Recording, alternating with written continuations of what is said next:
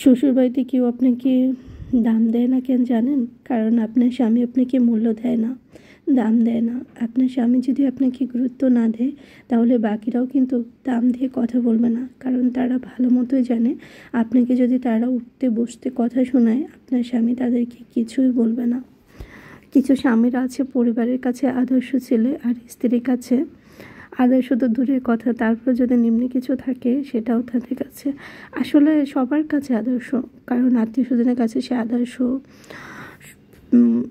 মানে বাবা মার আদর্শ সন্তান শুধু আদর্শ স্বামী হয়ে উঠতে পারে না, কারণ তারা বোঝে না তাদের মা বাবা আত্মীয় স্বজন যখন তাদের সাথে কোনো কিছু শেয়ার করে তখন সেখানে স্ত্রীকে সামিল করে না, স্ত্রীর কাছে বলে না, স্ত্রীকে সব কিছু থেকে বঞ্চিত রাখে। স্ত্রী তো আসলে মা বাবা ভাই বোন সব কিছু ছেড়ে আপনাদের সংসারে যায়, তখন যদি তাকে গুরুত্বই না দেন, পর করেই রাখেন, তাহলে তার অবস্থানটা কোথায় থাকে?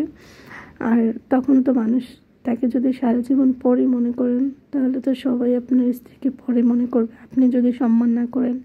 আসলে এই পুরুষগুলোর কারণে কিন্তু স্ত্রীরা সবার কাছে ছোট হয়ে থাকে, আর তারা কিন্তু সবার কাছে আদর্শ ছেলে হয়ে থাকে, কারণ তারা নিজেদের মধ্যে সব কিছু রাখে। যে কথায় আছে না যে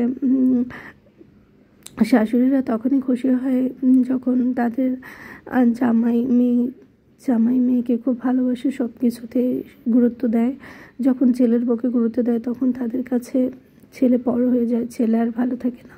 তো সেরকম একটা বিষয় আসলে এরকমই। যাই হোক, অনেক বকর করে ফেললাম। তো কেমন আছেন সবাই জানিয়ে দিবেন। আর এখানে দেখতে পাচ্ছেন আমি বাজার করতে চলে এসেছি।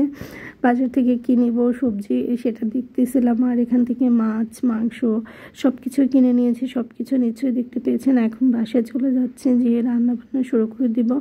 আর আজকে কোনো মেহমান নেই তেমন, নিজেরাই খাবো, শুক্রবার দিন, তাই নিজেই বাজার করলাম আর নিজের ইনকামের টাকা দিয়ে বাজার করলাম, আলহামদুলিল্লাহ। আর এই তো বোনকে বলছিলাম বাকরখালি নিয়ে আসছিলাম, তো ওদিকে দিয়েছিলাম কোনটা খাবে সেটা দেখছিল, মিষ্টিটা নিবে না কোনটা নিবে সেটা নিয়ে বারবার করে বলছিল। বাকরখালি দুই ধরনের হয়, একটা মিষ্টি আর একটা মিষ্টি ছাড়া। আর এখানে আব্বুকে মিষ্টি ছাড়াটাই দিয়েছে, কারণ আব্বুর ডায়াবেটিস আছে আর আব্বু এটা নাকি কখনোই খায় না, জীবনে প্রথম এটা খেলো। আমরাও আসলে এটার সাথে অত বেশি পরিচিত না, প্রথমবার খেলাম। আর এখানে মাংস মাছ সব কিছু আপনাদের সাথে এই যে একটু করে শেয়ার করে নিচ্ছে। তো এই কাতল মাছটা নিয়েছিল আমার কাছ থেকে 800 টাকা, জানি না মনে নেই কতটুকু হয়েছিল, তবে 800 টাকা নিয়েছিল ওরা। আমার কাছ থেকে 450 টাকা কেজি নিয়েছিল আর কি। আর এখানে গরুর মাংস নিয়ে আসছি, এই 1 কেজির একটু বেশি হবে, 1.5 কেজির মতো প্রায়। তবে মাংসের প্রচুর দাম, এখানে 800 টাকা করে কেজি। আসলে জানি না, অনেকে বলে অনেক কমেছে দাম, কোনো কিছুই আমি আসলে কম দাম দেখি না।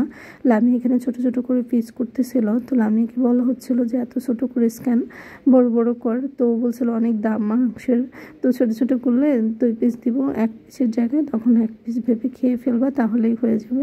আর এখানে মাংসটা বসিয়ে দিয়েছে, মাংসটাও হয়ে গিয়েছে।